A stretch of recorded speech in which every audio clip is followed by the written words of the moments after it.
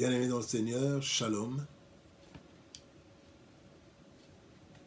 Nous nous retrouvons ce jour pour notre dernière méditation de la semaine. Nous sommes le vendredi 10 juillet 2020 et nous allons lire un texte, un verset dans 1 Thessaloniciens, chapitre 5, verset 15. 1 Thessaloniciens, nous lirons le chapitre 5, le verset 15. 1 Thessaloniciens 5 et 15, la Bible dit ceci. Prenez garde que personne ne rende à autrui le mal pour le mal, mais poursuivez toujours le bien, soit entre vous, soit envers tous. Bien-aimés dans le Seigneur, ce matin, notre thème, le thème de notre méditation, c'est que le bien nous domine. Que le bien nous domine. Bien-aimés dans le Seigneur, dans l'ancien temps, il y a une loi qui avait été établie, ce qu'on appelait la loi du talion. Et cela se retrouve même dans la Bible, dans l'Ancien Testament, dans les livres de Moïse. Vous voyez que, en fait, cette loi du talion qui voudrait que l'on puisse faire à l'autre ce qu'il nous a fait, rendre à l'autre le mal qu'il nous a fait. Et c'est comme ça que le résumé de cette loi du talion, c'est œil pour œil, dent pour dent. Et donc, chaque fois que j'ai été préjudicié ou l'autre m'a fait quelque chose de mauvais, je dois lui rendre exactement ce qu'il m'a fait. S'il me troue un œil, on doit aussi lui trouer l'œil. Donc on me casse le bras, on doit aussi casser le bras de l'autre. Et le Seigneur Jésus-Christ est venu dans ce contexte.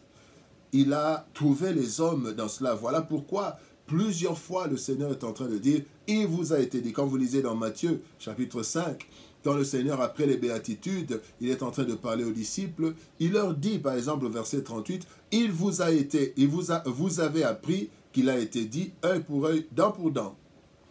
Et au verset 43, il dit, vous avez appris qu'il a été dit, tu aimeras ton prochain et tu haïras ton ennemi. Donc ce sont des préceptes, ce sont des attitudes qui sont déjà dans le cœur de l'homme. Et jusqu'aujourd'hui, bien aimé, jusqu'aujourd'hui, nous retrouvons cela. Jusqu'aujourd'hui, dans l'homme, il y a toujours ce désir de rendre à l'autre ce qu'il nous a fait.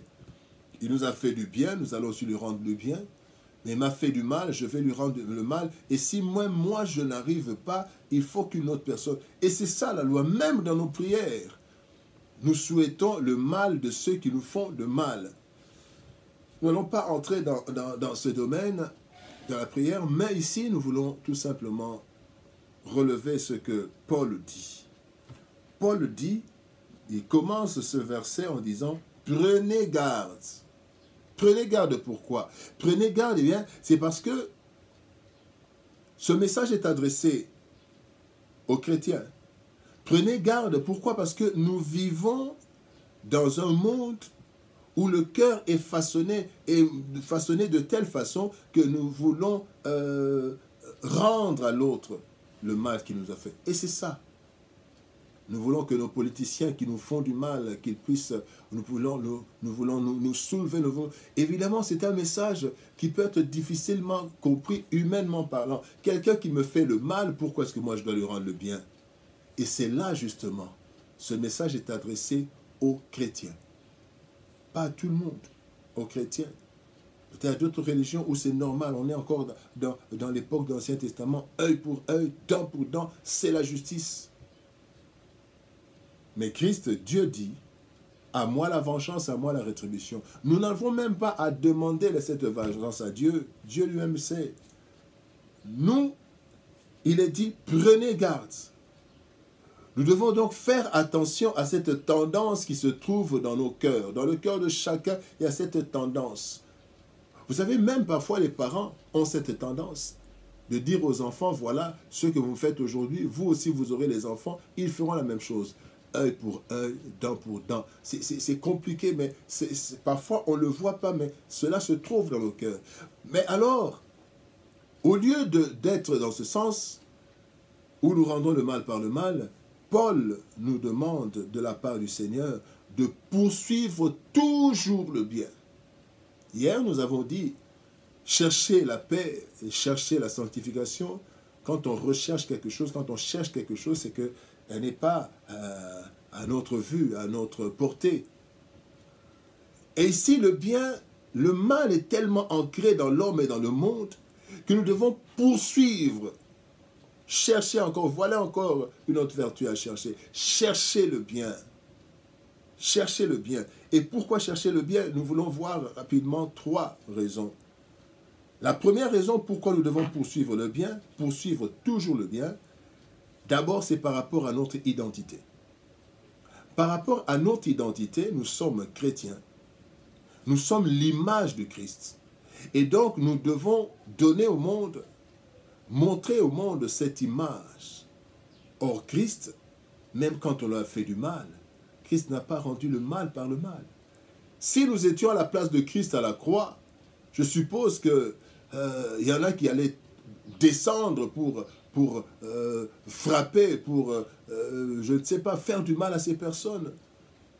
Comment je vous ai fait du... Et Christ était encore pire parce qu'il a fait le bien. La Bible dit, Christ allait de ville en ville faisant le bien, guérissant les malades. Mais ce sont ces personnes qui ont bénéficié du bien de Dieu, de Jésus-Christ, qui vont demander sa crucifixion. Et ils étaient là en train de dire, mais sauve-toi toi-même.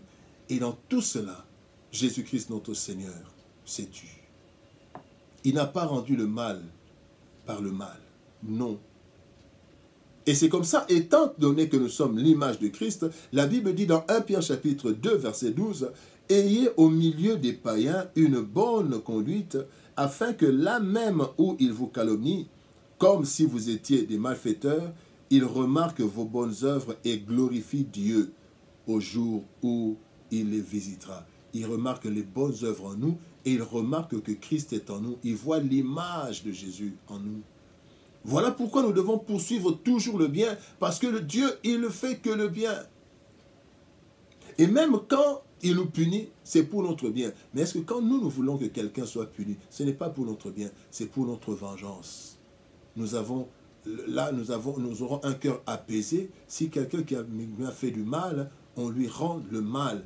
Là, ça nous apaise le cœur. Ce n'est pas pour le bien de cette personne.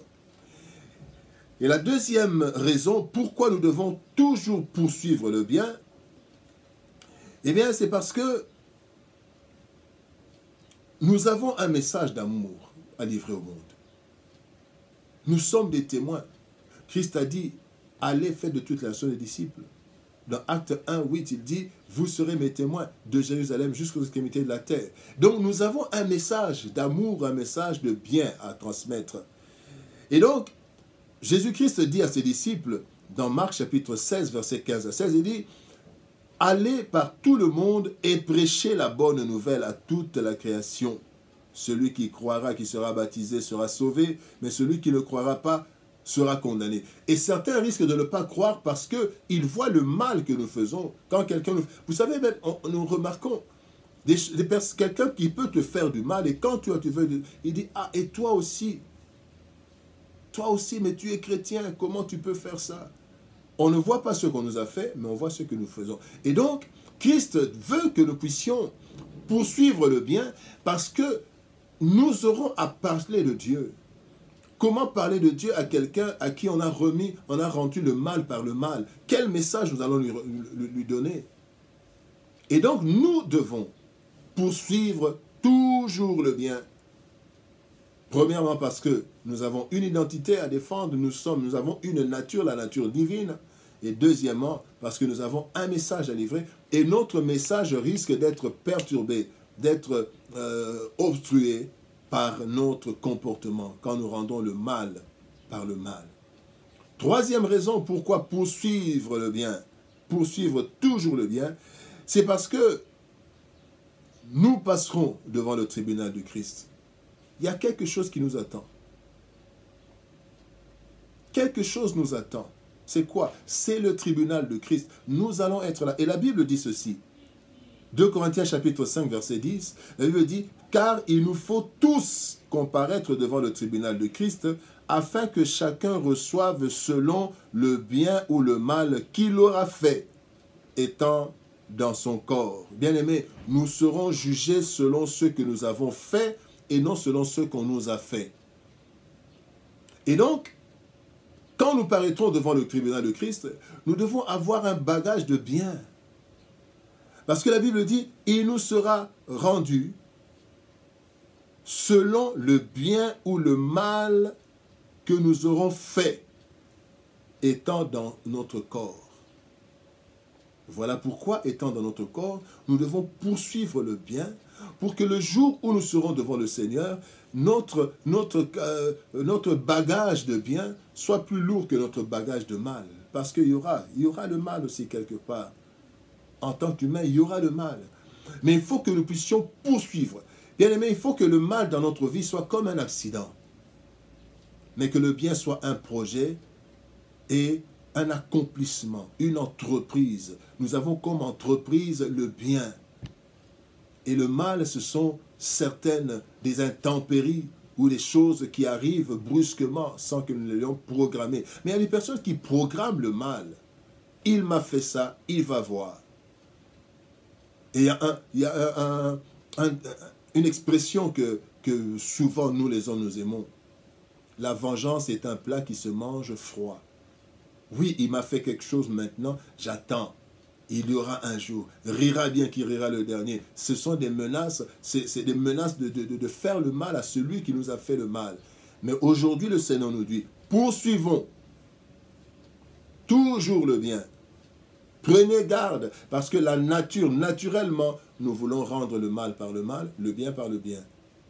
Mais divinement, chrétiennement, étant devenus chrétiens, nous devons toujours rendre le bien par le bien et même rendre le bien pour le mal qu'on nous a fait. On me fait du mal, je rends du bien. On me fait du bien, je rends le bien. Donc, je poursuis le bien. Poursuit toujours. Bien aimé, ce monde, vous savez, imaginez, si tous nous arrivons à cela, rendre le mal par le bien. Bien aimé, nous arrivons dans un monde où nous ne rendons que le bien. Parce que chacun il dira, peu importe ce qu'on m'a fait, mais moi je veux faire du bien. Bien aimé, nous serons jugés par rapport à ce que nous aurons fait de bien ou de mal, étant dans notre corps. Considérons donc ces trois choses. Considérons notre identité, considérons ce que Dieu attend de nous et considérons ce qui nous attend demain. Poursuivons le bien, faisons le bien, ne nous lassons pas. Bien-aimés, nous voici arrivés à la fin de notre méditation, mais aussi à la fin de notre semaine de méditation. Par la grâce de Dieu, dimanche, nous aurons notre message dominical et nous allons reprendre, si de nos brèves vies, nous allons reprendre le lundi prochain avec notre tranche de méditation matinale. Donc, au revoir et rendez-vous dimanche pour la prédication dominicale. Bon week-end, que Dieu nous bénisse. Shalom à tous.